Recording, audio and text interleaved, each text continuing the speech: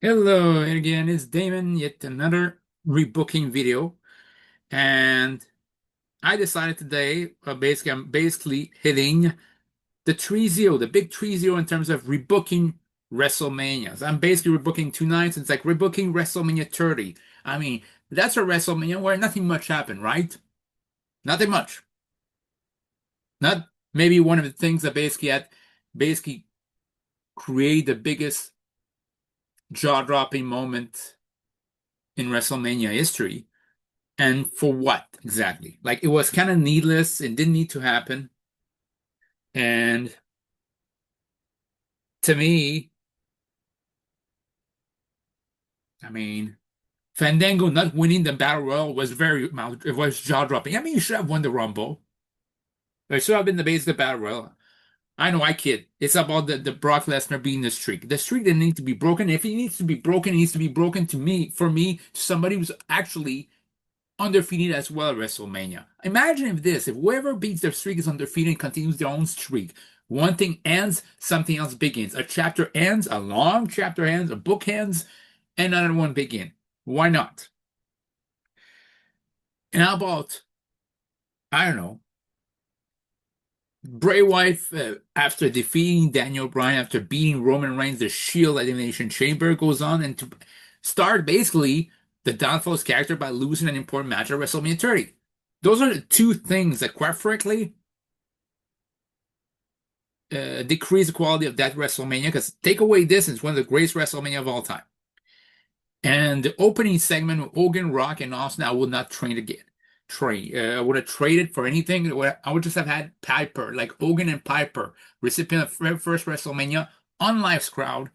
Then you have Austin and Rock with the greatest WrestleMania main event trilogy of all time. So I mean, all those four participate in this. It's like already there, you're hyped up, and you have Bret Hart basically there. Bret Hart would also be a part of the actual celebration. Shawn Michaels as well. Yeah. So, so it's very very important there. So because it's like, to me, I want to pay tribute to WrestleMania's past, not just its present, not just its superficiality. Like it doesn't mean I would have Hulk Hogan wrestle. Don't worry, I would not have this. I just want to remember what WrestleMania was, and as much as many WrestleMania headliners as possible in the show. So this is where, because it's the number 30, it's like some match I will also add segments here. So just to be fair. And have to be segments that make sense, and basically they're, that have to be take consideration the context. So first and foremost, I will start with basically the Hall of Fame class. Yes, the Ultimate Warrior will still headline that class. And there'll be Jake the Snake Roberts, Razor Ramon, Paul Bearer, Mr. T, Wood, and Lita. But I would add, as a tag team, I feel like the Nasty Boys should have been inducted that year. I mean, Demolition, it will still be, still, since they were able to, it was legendary they got in this year. But Nasty Boys should have been there too. And I added, as international flavor, Mitsuharu Misawa. I mean, everybody talks about, strong style, but let's be honest, there's not many people who quite frankly master strong style like Mitsuharu Misawa. Him, Kawada, Kenta Kobashi, it's like they knew when to apply it and they knew how to work. And not everybody that tries to do it, it's like they don't know why they do it. It's not the same style, it's not for the same reason. Now WrestleMania Night 1, WrestleMania Night 1, WrestleMania 30, that is, with the Indies start off with the Hogan, Piper, Austin, Rock, and I would keep the basically what was the Silver Dome, brother. I would keep that, or the Super Dome, basically whichever, the Silver Dome, Super Dome mistake, I would keep it. It was hilarious, and actually that was kind of endearing. And then he turned around, I was just obsessed thinking about Andre. So yeah, and then in the opening match, I would keep the same thing: Daniel Bryan versus Triple H. That'd be the first match of WrestleMania, and I would make sure to have Daniel Bryan versus Triple H, and I would have Daniel Bryan win, as in real life, basically the same way he did. Second match for the tag titles. After a 20-minute epic match of Bryan vs. Triple H, you have the Usos defending against the New Age Outlaws against Jack Swagger and Cesaro vs. Colognes, the Colognes in an elimination match. New Age Outlaws eliminated Colognes with a spike pile driver. New Age Outlaws get beaten up by the Jack Swagger and Cesaro, and a miscommunication between Swagger and Cesaro allows the Usos to win the match and keep the title. Cesaro turns face, as he did there. It's just not going to be an pre-show, it's going to be an actual card. Third match of the night, you have the Shield. You have the Shield. In this case, Dean Ambrose has lost the United States title to The Miz. Yeah, you might laugh about it, but I think like he carried for no reason. Might as well liberate him. The Shield will take on Kane's team, but Kane's team will basically comprise of him, Luke Harper, and Eric Rowan. So basically, because Bray Wyatt is busy, you got basically a rematch of the Shield versus the Wyatt family, 5/6 of the equation. And Kane is an underrated and very talented big man. So you have the same kind of magic you would have in Elimination Chamber, but the Shield win by throwing the top triple power bomb to Eric Rowan, and they win. Next up, in the Andre Giant Battle Royal, the winner, like any other battle royal that I did beforehand, it's for the trophy, so you're immortalized there, and you get the challenge for the IC US title battle afterwards. This is where I have Cesaro win. Any challenge for the IC title, so you have Cesaro take on Big E, and Cesaro wins. He wins the IC title, he wins the trophy and the IC title on the same night. And then we have the main event of night one of WrestleMania 30. And it's a match that's never been done on the WWE. And it's astounding that it's never been on WWE TV or WWE pay-per-view. And I would rectify this. It would simply be Brock Lesnar taking on Batista. That'd be my main event of night one of WrestleMania. So in that case, you get to keep Brock Lesnar strong. Batista comes back with a great grudge match. Batista would actually be the face here. And he doesn't get to challenge the title. So actually, people would be more inclined to cheer for Batista. It would take like three F5s, but Brock Lesnar wins. And that'd be the night one of WrestleMania. Now I said I was going to act about segments, and there will be segments. First and foremost, basically, throughout the night, you would have basically Hogan seen some past rivalry. So if one time basically goes in the back after the first segment, no, he doesn't see Mr. T or Roddy Piper or Paul Orndorff, by the way, because he would basically cross Paul Orndorff. He would have crossed him on his way back to the dressing room. But you have a segment with King Kong Bundy. So with King Kong Bundy, and we talk about basically could have beaten him at WrestleMania 2.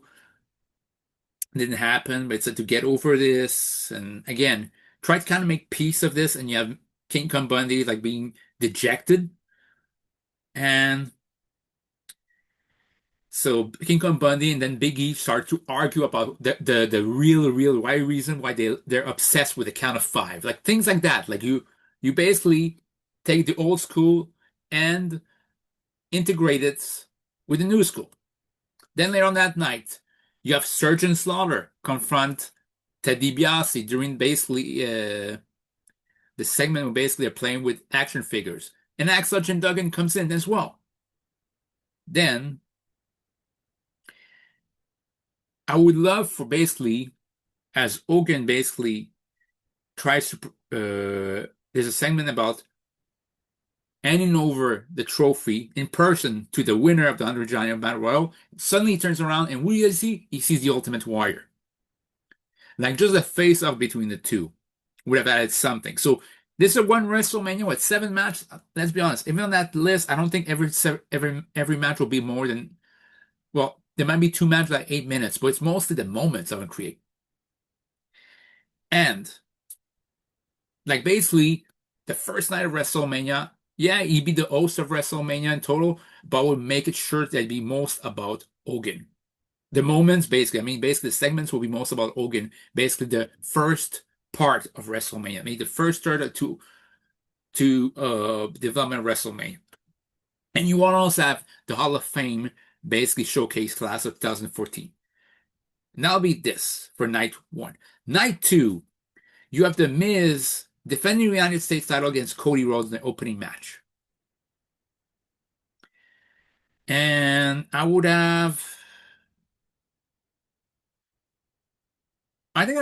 not sure what I would have win because Cody Rhodes is going to leave afterwards, so might as well have The Miz retain the United States title. And this is where he starts basically like his Hollywood moneymaker gimmick. So yeah. Then in the next up contest, basically you would have Ryback challenge anybody who can match up basically his dominance.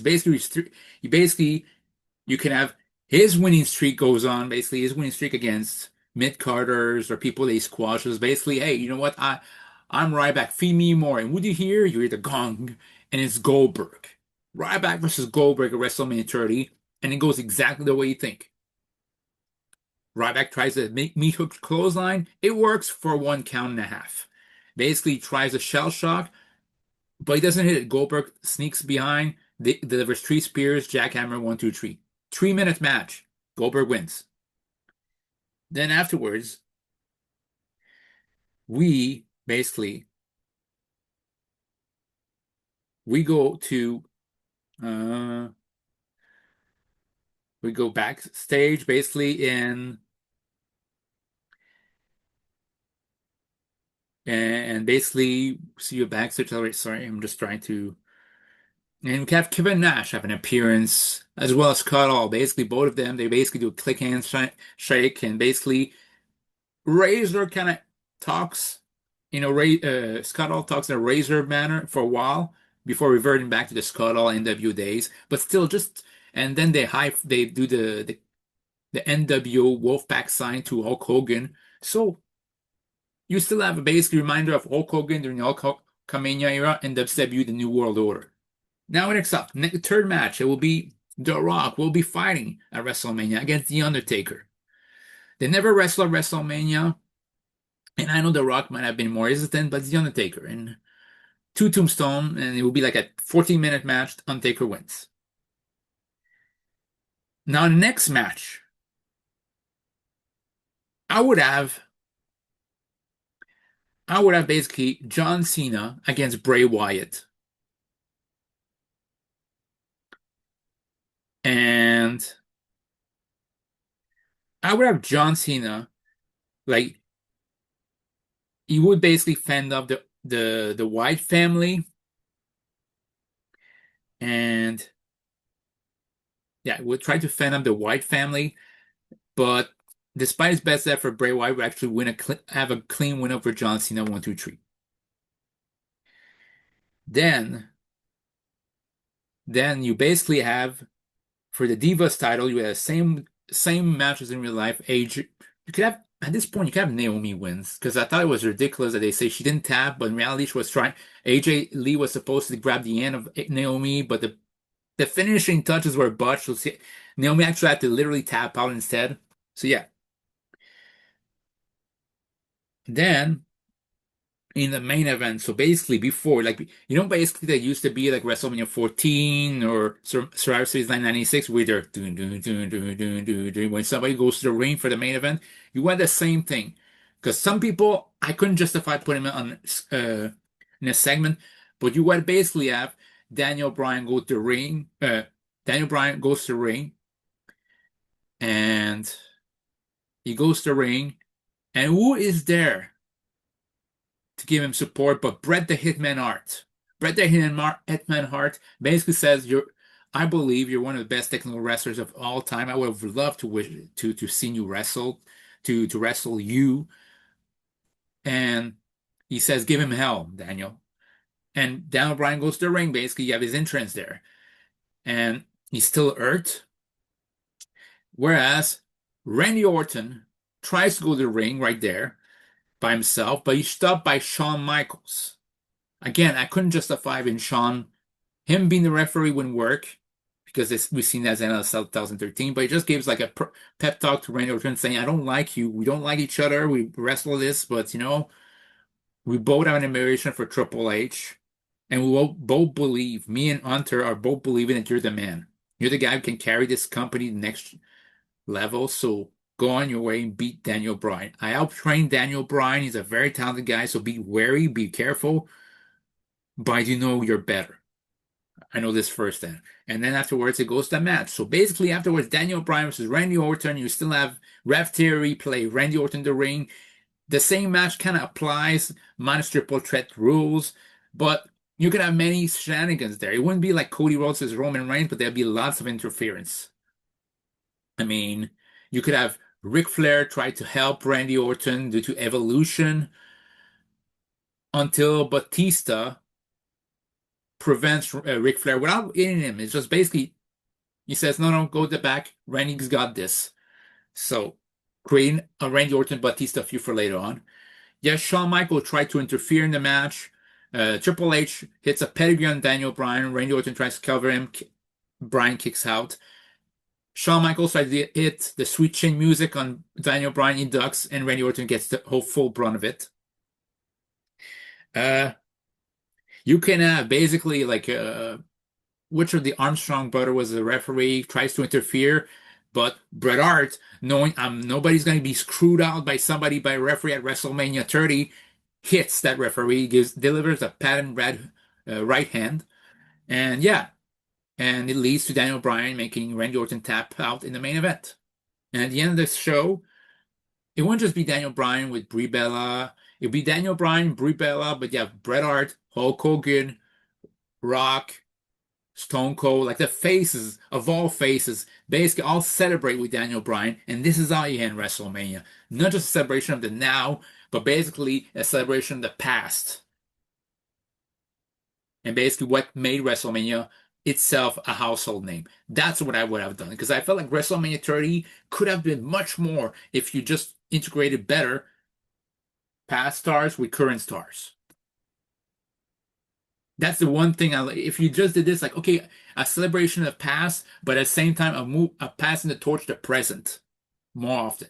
Like Hogan, even Hogan shaking the hand of Daniel Bryan would have been a big deal at the end of WrestleMania 30, as well as Hogan basically personally handing out the trophy, then do the Giant Battle Royal trophy to Cesaro. And afterwards, Cesaro would not become next day turning back as a heel with Paul Heyman. He would stay as a face because then you create your own, basically your own future, and they got the rub from the old veterans, and now they move on with their career. So that's how I would have done WrestleMania 30 into 2 nights.